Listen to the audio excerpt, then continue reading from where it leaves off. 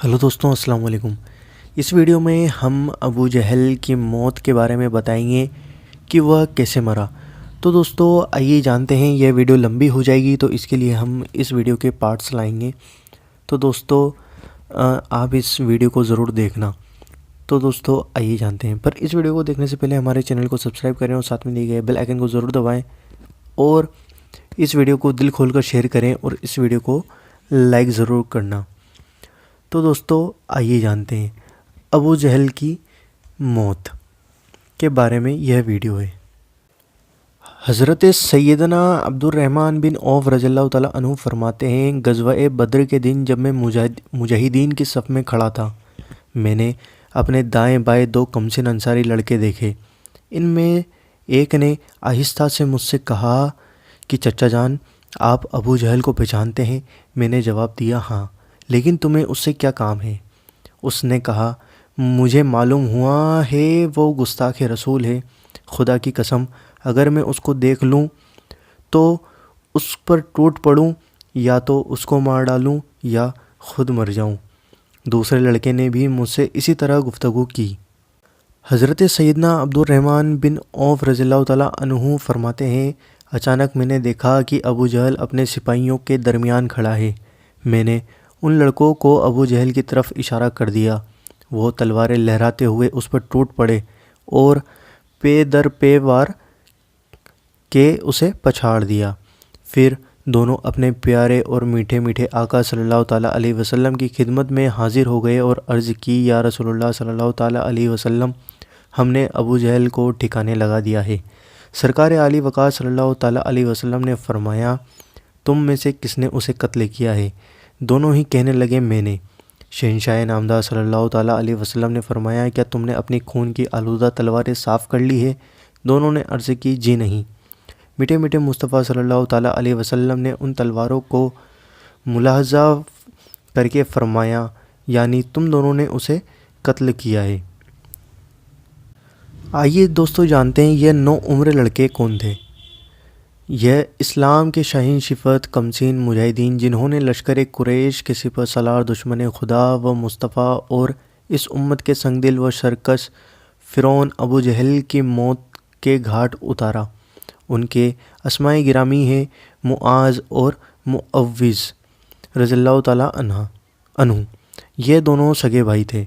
इनके इश्क़ रसूल सल्लल्लाहु ताला अलैहि वसल्लम पर 100,000 तहसीनों आफरीन और इनके वलवले जिहाद पर लाखों सलाम की। इन लड़कपन और खेल कूदने के अय्याम में ही इन्होंने अपनी ज़िंदगियों को मदनी रंग में रंग लिया और राह खुदा अज़्वजल में सफ़र करके लश्कर कुफ़ार के सिपह सलार अबू जहल ज़फ़ाकार से टक्कर ले ली और उसको खाको खून में लोटा कर दिया। किसी एक रिवायत के मुताबिक इन दोनों भाइयों में से हज़रत सैयदना मुआज़ रज़ियल्लाहु ताला अन्हु का फरमान है, मैं अपनी तलवार लहराता हुआ अबू जहल पर टूट पड़ा। मेरे पहले वार से उसकी टांग की पिंडली कटकर दूर जा गिरी। उसके बेटे इकरमा, जो बाद में मुसलमान हुए, उन्होंने मेरी गर्दन पर तलवार का वार किया, मगर उससे मेरा बाजू कट गया और खाल के एक तस्मे के साथ लटकने लगा। सारा दिन लटकते हुए बाजू को संभालने में दूसरे हाथ से दुश्मन पर तलवार चलाता रहा।